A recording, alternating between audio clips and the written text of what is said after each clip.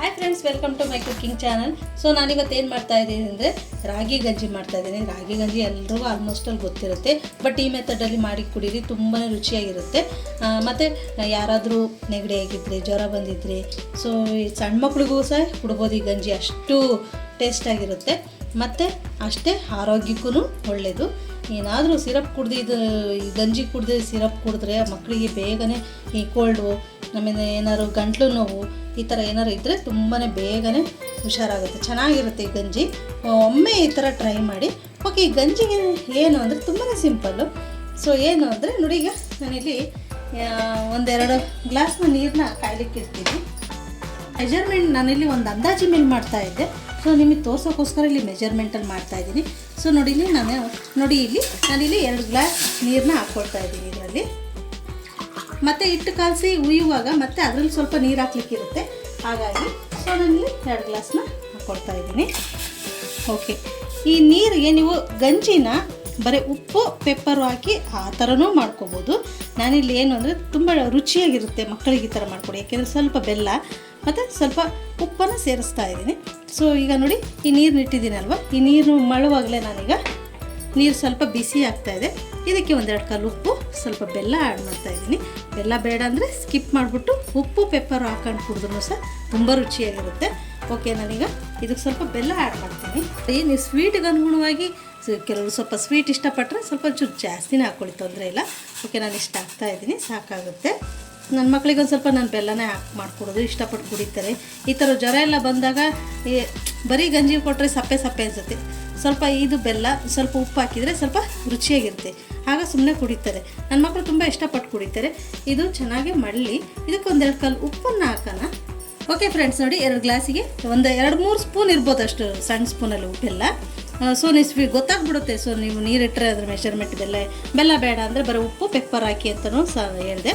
Okay, ಇದಕ್ಕೆ ನೋಡಿ 1-5-6 ಕಲ್ಲುಪ್ಪನ್ನು ಹಾಕ್ತೀನಿ. ರುಚಿ ಬರುತ್ತೆ, ತುಂಬ ಟೇಸ್ಟಾಗಿರುತ್ತೆ.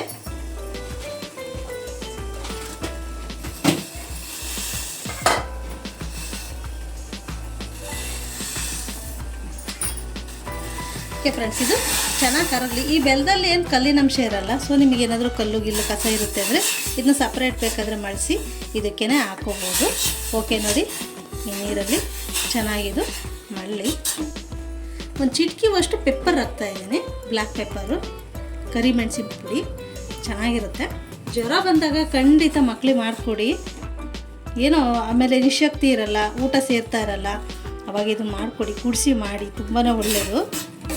ಸೊ ನನ್ನ ಮಕ್ಕಳಿಗೆ ನಾನು ಏನಾದ್ರು ಮಿಡ್ನೈಟಲ್ಲಿ ಜ್ವರ ಜಾಸ್ತಿ ಆಯಿತು ಅಂದರೆ ನಾನು ಇದನ್ನು ಮಾಡಿ ಕುಡಿಸ್ತಾ ಇದ್ದೆ, ತುಂಬ ಚೆನ್ನಾಗಿ ರಿಸಲ್ಟ್ ಕೊಡ್ತು. ಹಾಗಾಗಿ ನಾನು ನಿಮಗೆ ತೋರಿಸ್ತಾ ಇದ್ದೀನಿ. ನಾರ್ಮಲಾಗೆಲ್ಲ ಚಿಕ್ಕ ಮಕ್ಕಳಿಗೆ ಮಿಡ್ನೈಟಲ್ಲೇ ಜಾಸ್ತಿ ಜ್ವರ ಬರ್ತಾ ಇರುತ್ತೆ, ಆವಾಗ ಏನು ಮಾಡಬೇಕು ಅಂತಲೂ ಗೊತ್ತಾಗಲ್ಲ. ಸೊ ಒದ್ದೆ ಬಟ್ಟೆ ಎಷ್ಟಾಗಿದ್ರೂ ಸಹ ಜ್ವರ ಕಂಟ್ರೋಲ್ ಆಗೋಲ್ಲ. ಆಗ ಚೆನ್ನಾಗಿ ಕಾಟನ್ ಬಟ್ಟೆಲಿ ಅವಾಗವಾಗ ಹಿಂಡಿ ಒದ್ದೆ ಬಟ್ಟೆಲ್ಲ ಒರೆಸ್ತಾ ಇರಿ. ಶೀತ ಆಗುತ್ತೆ ಅಂತ ಇದು ಮಾಡೋಕ್ಕೆ ಹೋಗಬೇಡಿ, ಒರೆಸಿ. ಮತ್ತು ಇದನ್ನು ಆವಾಗಲೇ ತೊಂದರೆ ಇಲ್ಲ, ಆವಾಗಲೇ ಮಾಡಿ ತಿನ್ನಿಸಿ. ಮತ್ತು ಸಿರಪ್ಪು ಹಾಕಿ ಹೊಟ್ಟೆ ಹುಷಾರಿಲ್ಲ ಅಂದಾಗಲೇ ನಾವು ಊಟನ ಹೊಟ್ಟೆ ತುಂಬ ಕೊಡಬೇಕು ಮಕ್ಕಳಿಗೆ, ಏಕೆಂದರೆ ಅವಾಗ ನಿಶಕ್ತಿ ಆಗೋಲ್ಲ. ಸೊ ಅವಾಗ ಜ್ವರನೂ ಸಹ ಕಡಿಮೆ ಆಗುತ್ತೆ. ಖಾಲಿ ಹೊಟ್ಟೆಯಲ್ಲಿ ಮಾತ್ರ ಊಟ ಆವಾಗ ಮಕ್ಕಳು ತುಂಬ ಹಠ ಮಾಡ್ತವೆ, ಹುಷಾರಿಲ್ದಾಗ ಊಟ ಮಾಡಲ್ಲ, ಏನು ತಿನ್ನಲ್ಲ. ಆಗ ಈ ಗಂಜಿ ಮಾಡಿ ಕುಡಿಸಿ. ಓಕೆ, ಈ ಗಂಜಿ ಕುಡಿತಿದ್ದಂಕಲೇ ಇದ್ರಲ್ಲಿ ತುಂಬ ಬೆನಿಫಿಟ್ಸ್ ಇದೆ.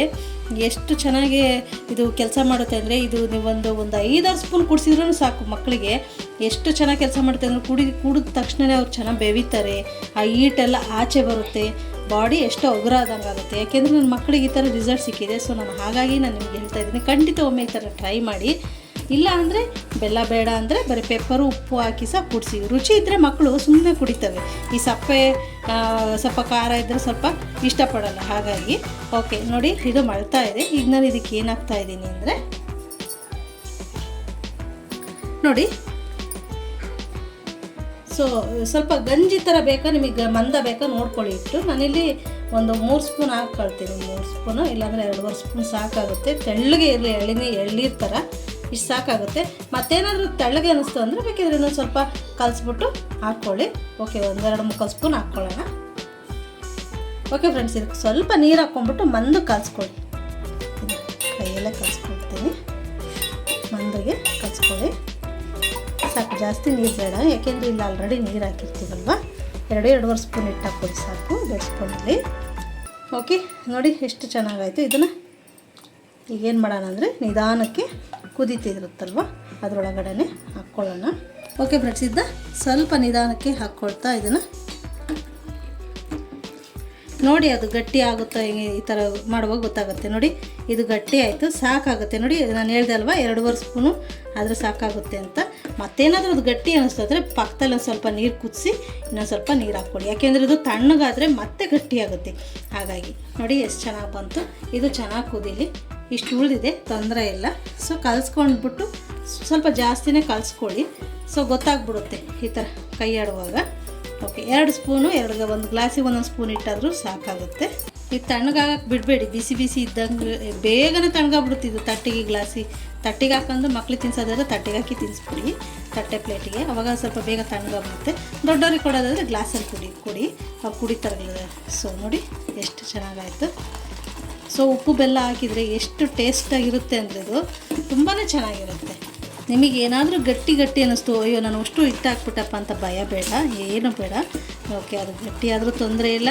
ಬಿಸಿನೀರು ಹಾಕ್ಕೊಂಡು ಅದು ಯಾವ ಥರ ಇದ್ರೂ ಸಹ ತಿನ್ನಾಗಿ, ಯಾಕೆಂದರೆ ಅದು ರಾಗಿ, ಅದರಲ್ಲಿರೋ ಆರೋಗ್ಯ ಗುಣ ತುಂಬಾ ಜಾಸ್ತಿ ಇರುತ್ತೆ. ಹಾಗಾಗಿ ಅದಕ್ಕೇನು ಭಯಪಡೋಂಥ ಅವಶ್ಯಕತೆ. ಗಟ್ಟಿ ಇದ್ರೂ ಸಹ ಸ್ಪೂನಲ್ಲಿ ಹಾಗೇ ತೆಳ್ಳಗೆ ತಿನ್ನಲೂಬೋದು, ಪಾಯಸ ಥರ, ತೊಂದರೆ ಇಲ್ಲ.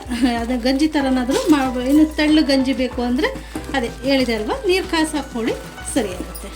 ಓಕೆ ನೋಡಿ, ನಾನು ಹೇಳಿದ ಮೆಜರ್ಮೆಂಟಲ್ಲಿ ಇದಕ್ಕೇನು ಮೆಜರ್ಮೆಂಟು ಅಂತಲ್ಲ. ಸೊ ಈಗ ಕೆಲವರು ಮನೇಲಿ ಎಲ್ಲರೂ ಗಂಜಿ ಕುಡಿತಾ ಇರ್ತಾರೆ, ಆಗ ಜಾಸ್ತಿ ಮಾಡಬೇಕಾಗುತ್ತೆ.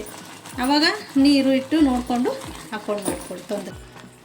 ಇದೊಂದು ಆರೋಗ್ಯಕ್ಕೆ ತುಂಬ ಒಳ್ಳೆ ಫುಡ್ಡು ಅಂತ ಹೇಳ್ಬೋದು. ರಾಗಿ ಮೂಳೆಗಳಿಗೆ, ಮಕ್ಕಳಿಗೆ ತುಂಬಾ ಚೆನ್ನಾಗಿ ಶಕ್ತಿ ಕೊಡುತ್ತೆ.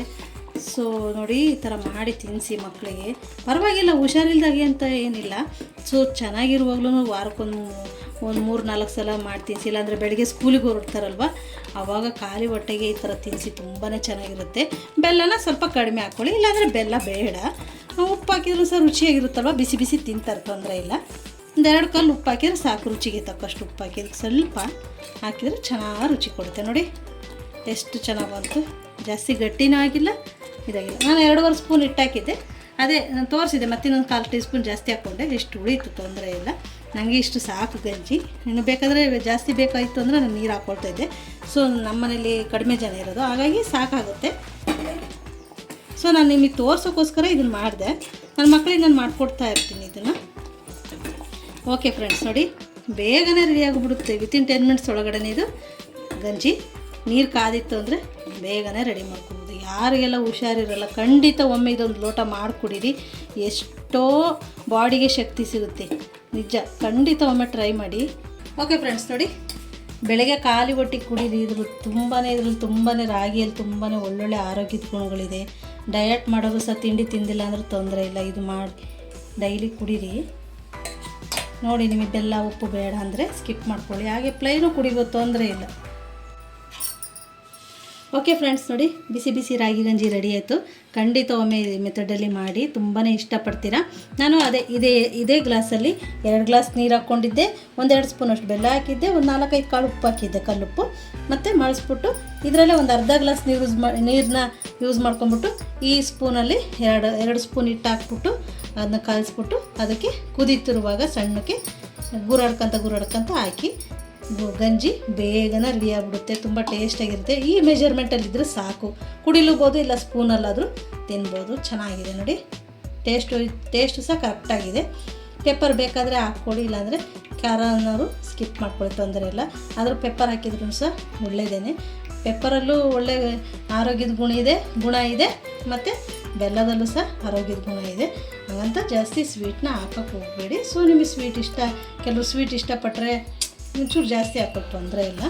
ಓಕೆ ಫ್ರೆಂಡ್ಸ್, ಇದನ್ನು ಮಾಡಿಬಿಟ್ಟು ಹೇಗೆ ಬಂತು ಅಂತ ನನಗೆ ಕಮೆಂಟ್ ಮಾಡಿ, ಮತ್ತು ಲೈಕ್ ಮಾಡಿ, ಶೇರ್ ಮಾಡಿ. ಹೊಸದಾಗಿ ಯಾರೆಲ್ಲ ನಮ್ಮ ಚಾನಲ್ ನೋಡ್ತಾ ಇದ್ದೀರಾ ಪ್ಲೀಸ್ ಸಬ್ಸ್ಕ್ರೈಬ್ ಮಾಡಿ.